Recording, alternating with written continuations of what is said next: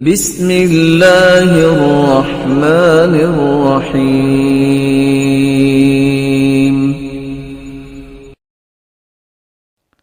سیدنا ابو امیہ بیان کرتے ہیں کہ رسول اللہ صلی اللہ علیہ وسلم نے فرمایا، صحیح الجامع کی روایت ہے 2207، ان من اشراط الساعة ان يلتمس العلم عند الاصاغر۔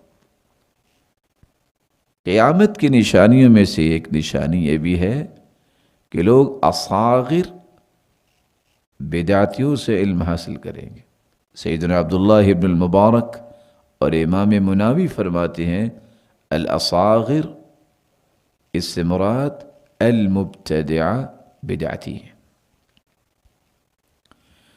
اور امام مالک رحمہ اللہ فرمایا کرتے تھے لا يؤخذ العلم عن اربعہ، لا يؤخذ العلم عن اربعہ، چار لوگوں سے علم نہیں لیا جائے گا۔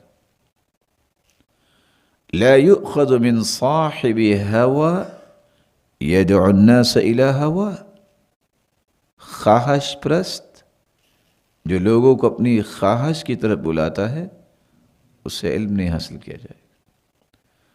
ولا من سفیہ معلن بالسفہ وان كان من اروى الناس، اور نہ ایسے بے وقوف انسان سے جس کی بے وقوفی سب جانتے ہیں، خواہ وہ بہت زیادہ روایتیں بیان کرنے والا، اس سے علم نہیں لیا جائے۔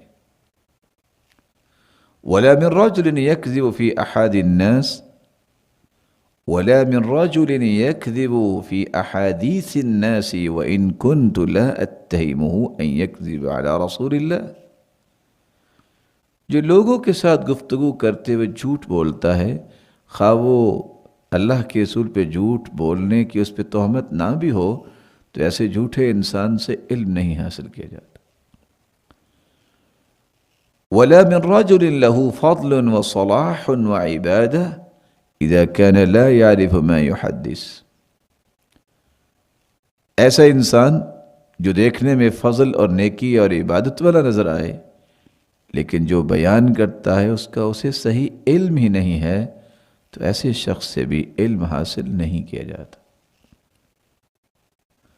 اس لیے عبداللہ ابن المبارک کہا کرتے تھے وَإِن كُنْتَ عِنْدَ ذَا زُهْدٍ عِنْدَ ذِي زُهْدٍ فَاغْسِلِ الْيَدَ، زاہد ایک انسان ہے اور اسے پتہ ہی کچھ نہیں ہے کہ میں بیان کیا کر رہا ہوں، خیا اللہ کے رسول سے ثابت بھی ہے کہ نہیں، تو وہاں سے ہاتھ دھو کے نکل جاؤ۔